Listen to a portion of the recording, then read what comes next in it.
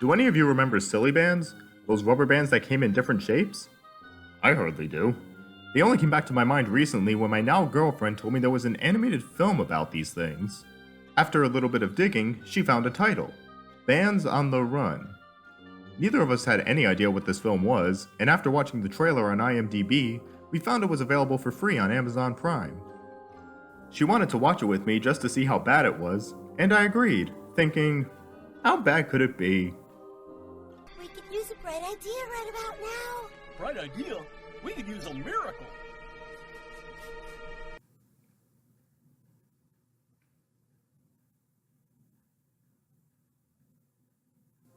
You know, throughout the years I've been doing and not doing this show, I've thought about how I've only once encountered an animated film I deemed the absolute worst. People are so quick to label certain animated films as the worst ever, be it Norm of the North, The Emoji Movie, or Where the Dead Go to Die. Those of you who have seen my reviews of these films know that I, for one reason or another, didn't deem any of them to be the worst. But this, my friends, is the worst animated film I've seen since Ratatoing. You heard me right. This film broke me. Buckle up, folks. You're in for something truly unbelievable. Much like Ratatoing, this film is downright unpleasant to look at. Many of the models appear to have just default diffuse materials applied to them, giving them a flat, boring look that clashes horribly with anything that actually has texture. At times they tried applying reflective materials to metal objects, but didn't adjust them properly, so we end up with objects like this car reflecting the scene like a dirty mirror. And in a few cases, instead of modeling an object or scene, they used real-life photos. Again, this clashes with the rest of the film and ends up looking quite cheap. Speaking of modeling, I am bewildered by our main character's models in this. Rather than being full models, each one is squashed flat to fit into their rubber band shape. This greatly affects the versatility of the characters when it comes to animation, particularly on the Rockstar girl, who's awkwardly welded into one pose. They could have taken some artistic liberty here and had the rubber bands change between their ordinary shape and that of fully formed characters. As they are in the final film, they thoroughly lack expression and body language, two elements that are key to making them believable and appealing. Seriously, most of the time they just stand around swaying back and forth, which comes across as exceedingly boring and amateurish. There are full human models as well, but they too lack appeal when it comes to modeling and animation, often to the point where they come across as unfinished. Probably the best looking models in this are these motorcycles in the background. Wait, hang on. That motorcycle is moving, but its wheels aren't rotating. Yeah, you're going to notice plenty of flubs and shortcuts in this, whether it's things not moving when they're supposed to, characters popping in and out of the scene for no reason, or characters straight up clipping through objects. In some cases, they attempted effects that they couldn't really handle, such as fluid dynamics and physics simulations. Rain.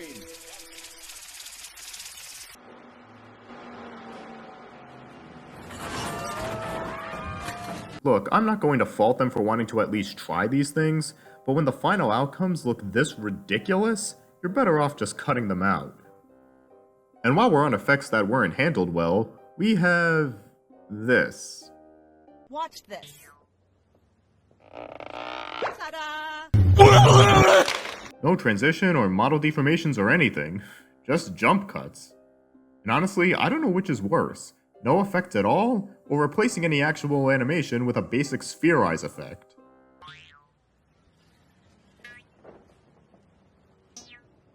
Ay ay ay.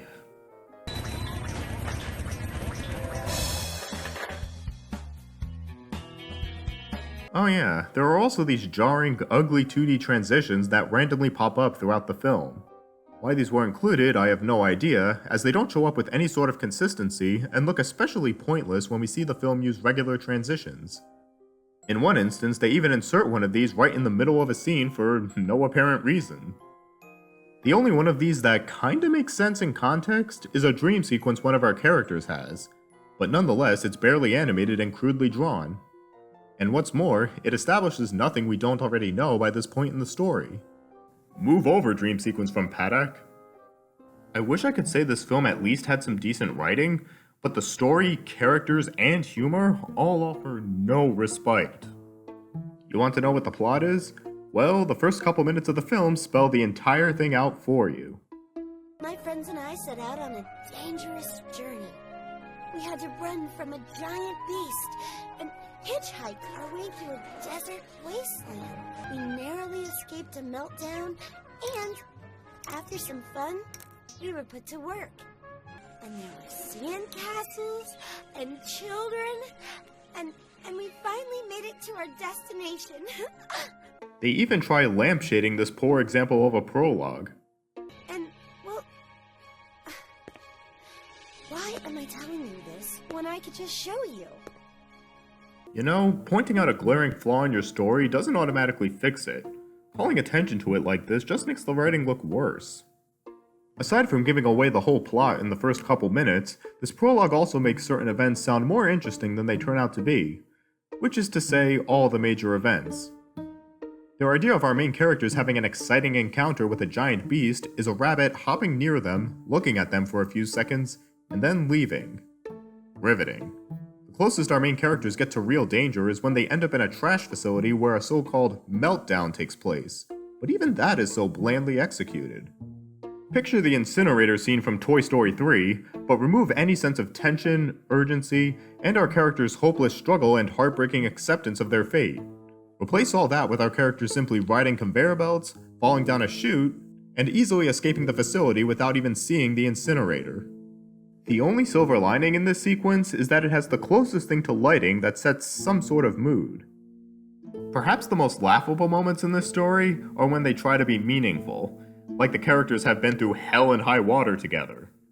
We have different talents, but deep down inside, we're all made from the same stuff. That's why we work so well together. We're a team. Okay, Stretch, the whole bunch of you solve next to no problems in this film. All you do is get thrust from location to location, stand around to do nothing in said locations, and end up at your final destination with little effort.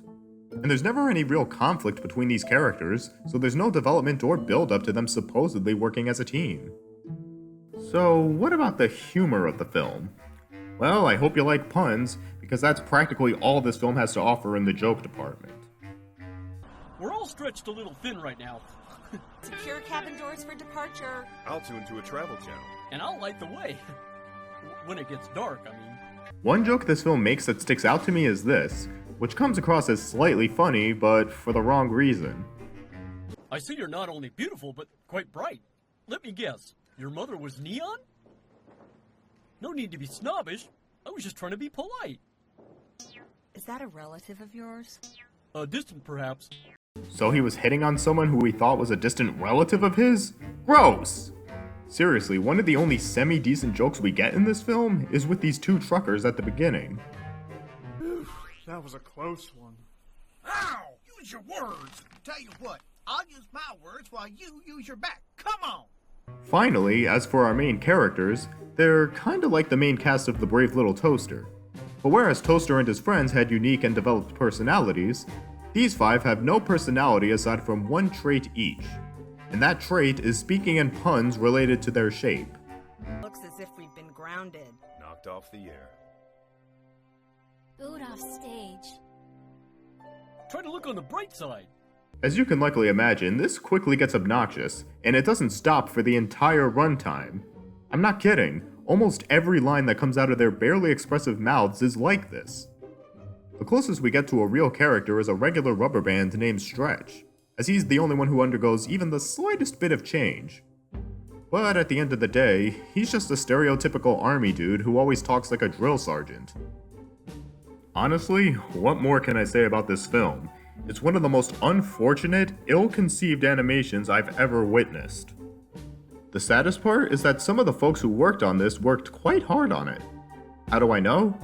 I watched the end of Rebel Taxi's video on this movie, in which he sums up what Jared Norby, the film's art director, told him about the production. First, the project was extremely rushed, having been made in only 8 months. Trust me, that's no time at all for an animated feature production. Second, the crew was comprised of kids who were fresh out of college, which of course means they had limited experience. Third, the animation had been outsourced overseas to some company called CY-UN's Information Technologies Company Limited. And apparently, the animation that they got back looked even worse than the final product. So the crew ended up scrambling for 4 months trying to salvage what they could. And to add insult to injury, half the files they were given weren't even in English. However, while I believe they tried their best, the idea at this film's core remains horribly cheap and uninspired. That, coupled with the awful visuals and miserable writing, makes for an utterly poor experience. So in my book, Bands on the Run is one of the worst animated films of all time.